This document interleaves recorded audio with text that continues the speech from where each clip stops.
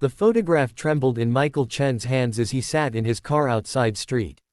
Catherine's orphanage. 23 years. That's how long it had been since he'd held his daughter.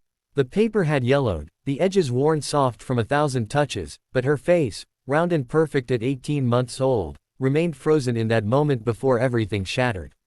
He wasn't supposed to be here. The plan had been simple: drop off the donation check, shake a few hands, maybe take a photo for the company newsletter. His marketing team had suggested it would be good for business.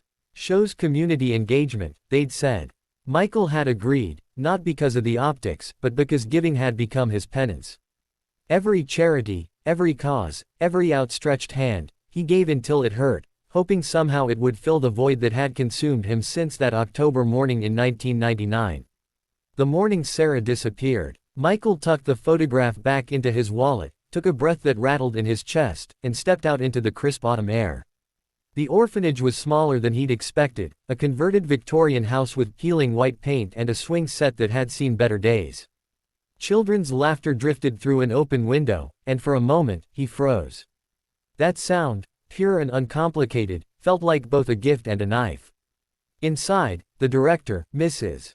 Patricia Holbrook, greeted him with the kind of warm handshake that suggested she'd spent a lifetime putting nervous people at ease. She was perhaps 60, with silver hair pulled back in a practical bun and eyes that missed nothing. "Mr. Chen, we're so grateful for your generosity," she said, guiding him down a hallway decorated with children's artwork. Finger paintings of rainbows and families covered every available surface. "Your donation will help us renovate the girls' dormitory. Some of these children have never had a space to truly call their own." Michael nodded, his throat tight. "I'm glad I can help." They passed through a common room where a dozen children of various ages were scattered about. Some worked on puzzles, others read books, a few played a spirited game of checkers. They glanced up as he passed, their eyes carrying that particular wariness of children who'd learned too young that adults could disappear. "Would you like to meet some of them?" Mrs. Holbrook asked. "No pressure, of course. Some donors prefer to keep things." "Yes," Michael said, surprising himself. "I'd like that." She introduced him to Tommy, age 7, who was obsessed with dinosaurs. To the twins, Ella and Emma, who finished each other's sentences. To Marcus, a teenager with a talent for sketching that would put most adults to shame. Each child shook his hand politely, their stories hovering unspoken in the air between them: parents who'd died, parents who'd left, parents who'd simply couldn't. Then Mrs. Holbrook led him to a corner where a young woman sat cross-legged on the floor, reading to a group of younger children. She was perhaps 24 or 25, with dark hair pulled into a ponytail and a face that was somehow both familiar and impossible. "And this is our star volunteer, Sarah," Mrs. Holbrook said. "She grew up here at St. Catherine's, and now she gives back by tutoring our younger residents." The world tilted sideways. Sarah looked up, smiling, and Michael's heart stopped. The same eyes. The same exact shape of her face. The small birthmark near her left ear, he'd kissed that birthmark 1,000 times when she was a baby. "Nice to meet you," she said, extending her hand. He couldn't move, couldn't breathe. His vision tunneled until all he could see was her face, older, yes, but unmistakably the same face from the photograph that had lived in his wallet for 23 years. "Mr. Chen." Mrs. Holbrook's voice seemed to come from very far away. "Are you all right? His voice cracked. He cleared his throat and tried again. "Your name is Sarah." "That's right." She stood, concern flickering across her features. "Are you okay? You look like you've seen a ghost." "A ghost?" Yes. That's exactly what she was. The ghost of everything he'd lost, standing before him in flesh and blood. "What's your last name?" The question came out more intense than he'd intended. She exchanged a glance with Mrs. Holbrook. "Chen. Sarah Chen. But I was adopted briefly when I was young and," she stopped, studying his face more carefully now. "Why?" Michael's hands shook as he pulled out his wallet. The photograph slipped free, and he held it out to her with trembling fingers. "Is this you?" Sarah took the photo, and the color drained from her face.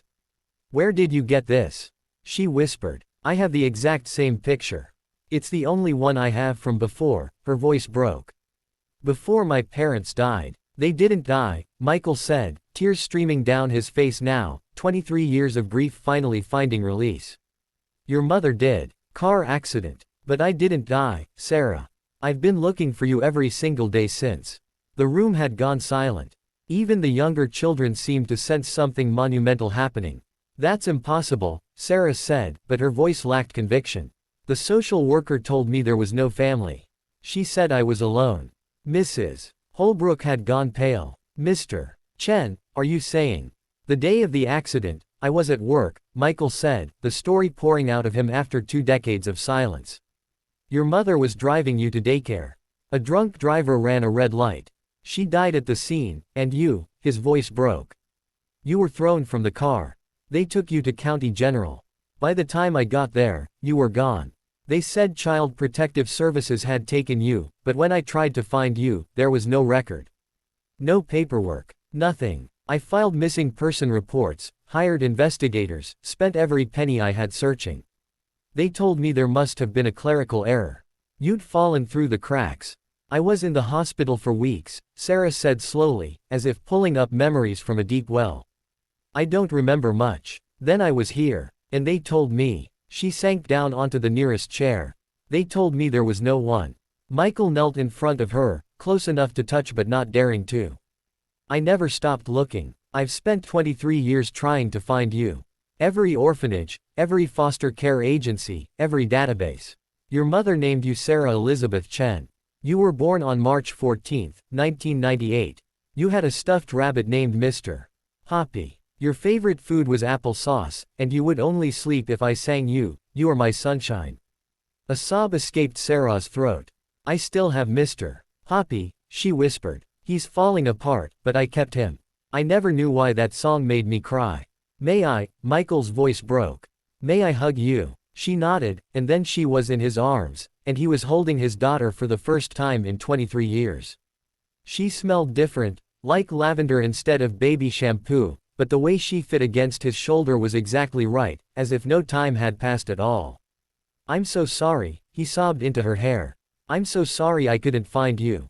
I tried everything. You came here, she said, crying too now.